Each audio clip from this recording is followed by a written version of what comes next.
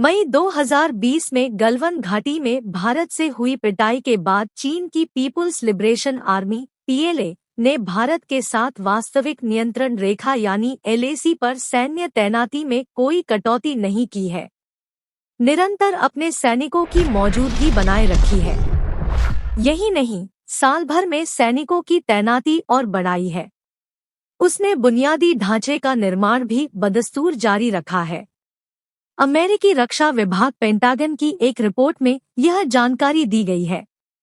LAC पर चीन की ओर से सैन्य बुनियादी ढांचों पर काम जारी। इसमें कहा गया है कि 2022 में चीन ने एलएसी के साथ सैन्य बुनियादी ढांचों का विकास जारी रखा है। इनमें डोकलाम के पास अंडरग्राउंड भंडारण सुविधाएं, लद्दाख समेत एलएसी के सभी 3 सेक्टरों में नई सड़कें, पड़ोसी भूटान में विवादित क्षेत्रों में नए गांव, पैंगोंग झील पर दूसरा पुल, केंद्रीय क्षेत्र के पास एक दोहरे इस्तेमाल वाला हवाई अड्डा और कई हेलीपैड आदि शामिल है।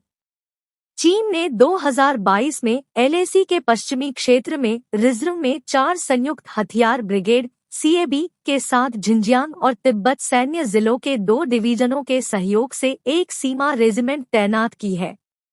चीन ने अपनी परमाणु क्षमता बढ़ाई।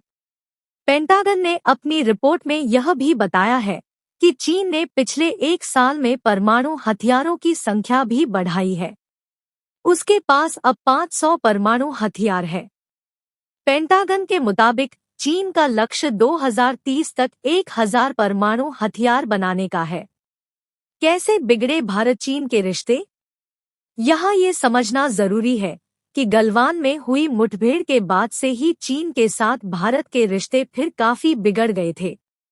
उस मुठभेड़ में एक तरफ भारत के 20 जवान शहीद हुए तो वहीं चीन के भी 40 से ज्यादा जवान मारे गए थे।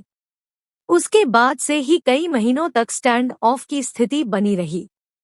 बाद में सेना के स्तर पर बातचीत शुरू हुई और देखते ही देखते तनाव को कम करने के प्रयास हुए।